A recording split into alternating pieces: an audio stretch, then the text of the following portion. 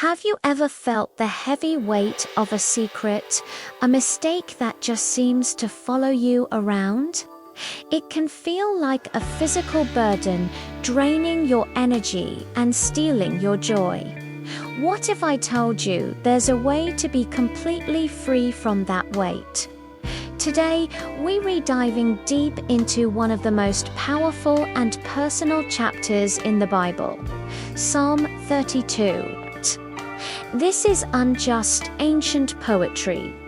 It's a roadmap to experiencing one of the greatest gifts we can ever receive, divine forgiveness.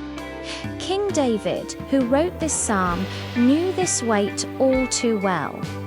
In the opening verses, he exclaims, "Blessed is the one whose transgression is forgiven, whose sin is covered." He's not just talking about a temporary fix. He's describing a profound, soul-deep happiness that comes from being right with God. But he also shares what it's like to live on the other side. He writes, "When I kept silent, my bones wasted away through my groaning all day long." Can you feel the anguish in those words? When David tried to hide his sin, to ignore it, it consumed him. His physical health suffered, his spirit was crushed, and he felt distant from God. This is the heavy burden of unconfessed sin. It's like trying to hold a beach ball underwater. It takes constant effort, and eventually it's going to pop up with force. We bottle things up, thinking we can handle them on our own, but all we're doing is prolonging our own suffering. So, what was the turning point for David? It was one simple yet incredibly brave act: confession. He says, "Then I acknowledged my sin to you and did not cover up my iniquity. I said, I will confess my transgressions to the Lord, and you forgave the guilt of my sin." Notice the immediate connection. The moment he decided to be honest with God, forgiveness was there. He didn't have to earn it or perform a series of tasks. He just had to open his heart in honesty and humility. This is the beautiful truth at the heart of the gospel, right here in the Old Testament. God isn't waiting to punish us. He's waiting to forgive us. Confession isn't about shaming ourselves. It's about freeing ourselves. It's admitting that we carry the burden alone and handing it over to the only one who can truly take it away. When we confess, we're not telling God something he doesn't already know. We're simply agreeing with him about our need for a savior.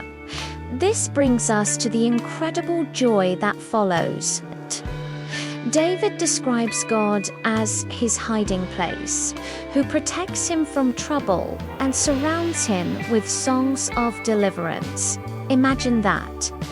Going from the groaning of guilt to being surrounded by songs of freedom. That is the transformation that forgiveness brings.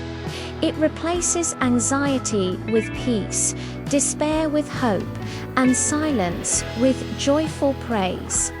This isn't just a feeling, it's a new reality. We are no longer defined by our mistakes, but by God's incredible grace. His forgiveness isn't just a pardon, it's a restoration of relationship. Psalm 32 ends with a powerful call to action. "Rejoice in the Lord and be glad, you righteous. Sing, all you who are upright in heart."